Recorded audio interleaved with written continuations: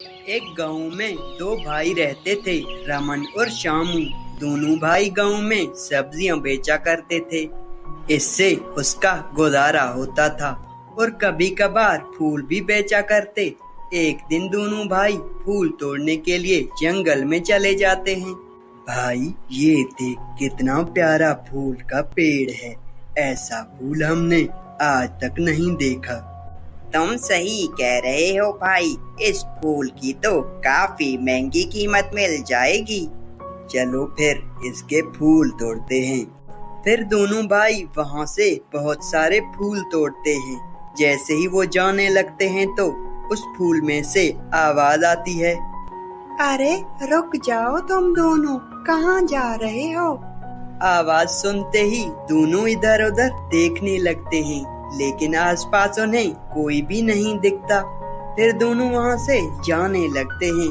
तभी उन दोनों के सामने एक बहुत ही खूबसूरत परी आ जाती है। मेरा नाम फूल परी है। सूरज डूबते ही मैं परी बन जाती हूँ और पूरा दिन इस फूल के पेड़ में होती हूँ। मुझे तुम दोनों बहुत नेक दिल लगते हो, इसलिए तुम मुझसे कोई भी एक इच्छा मांग सकते हो। परी जी, हम तो सिर्फ मेहनत करके अपना गुजारा करते हैं। आपने हमें हमारे कमाने का जरिया दे दिया। समय आने पर आपसे अपनी इच्छा मांग लेंगे। ठीक है, जैसे तुम दोनों की इच्छा। ऐसा कहकर परी वहाँ से चली जाती है और दोनों भाई फूल लेकर बेचने चले जाते हैं। देखते ही देखते उनके सारे फूल बिक जाते हैं और उन्हें अच्छे खासे पैसे भी मिल जाते हैं। एक बार की बात है, गांव के राजा की बेटी काफी दिनों से बीमार थी और उसका इलाज बड़े बड़े वैद्य नहीं कर पा रहे थे।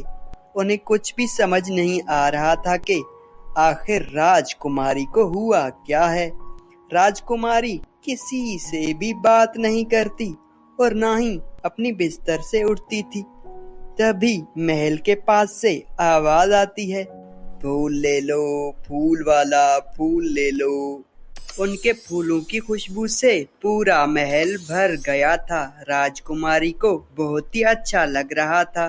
तभी राजा हाथों में फूल लिए उसके पास आता है।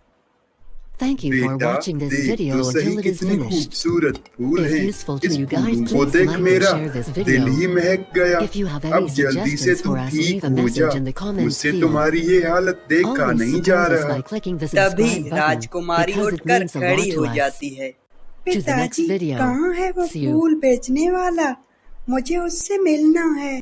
बेटा, वो तो चला गया, पर तुम्हें हुआ क्या है, मुझे तो बताओ। पिताजी, मैं जब जंगल से आ रही थी तभी मुझे इस फूल का पेड़ मिला था। ऐसी फूल मैंने कभी भी नहीं देखी थी। मैं भी इसे देखते ही इस पर फिदा हो गया था। लालच में आकर इस पेड़ को अपने महल में लगवाना चाहती थी, पर जैसे ही मैंने इस पेड़ को काटने की कोशिश की तो मुझे एक जोरदार झटका लगा। फिर मुझे गुस्सा आया और मैंने उस पेड़ की सारी टहनियां तोड़ दी। तभी उस पेड़ ने मुझे श्राप दिया और मेरी ये हालत हो गई। बेटा, तुम्हें ये बात मुझे पहले बतानी चाहिए थी। कोई तो उपाय होगा इस श्राप से छुटकारा पाने का। इस श्राप से छुटकारा पाने की उपाय हमें सिर्फ उन फूल बेचने वाले दोनों भाइयों से ही मिल सकता है। फिर उन दोनों को ढूंढने के लिए सैनिक भेजे जाते हैं। आखिर उन दोनों का पता चल ही जाता है और उन्हें महल में बुलाया जाता है। महाराज, इस तरह हमें महल में क्यों लाया गया है? हमसे कोई गलती हुई है क्या? फिर महाराज उन्हें अपनी बेटी के बारे में बताता है। आपकी बेटी ने बहुत ही गलत किया है। उसे उसकी किए की सजा मिल रही है। इसमें हम आपकी कोई भी मदद नहीं कर सकते। ऐसा मत कहो तुम, मेरी बेटी बहुत ही अच्छी है। उससे अनजाने में गलती हुई है। कृपया करके तुम उसकी मदद करो। उन दोनों को महाराज पर दया आ जाता है और वो उनकी मदद करने के लिए तैयार हो जाते हैं। फिर सभी उस परी के पेड़ के पास जाते हैं। फूल परी कहाँ हैं आप, बाहर आएं। तभी वो परी बाहर आ जाती है। क्या बात है शामू, क्यों बुलाया है मुझे? शामू उस परी को राजकुमारी को ठीक करने के लिए कहता है।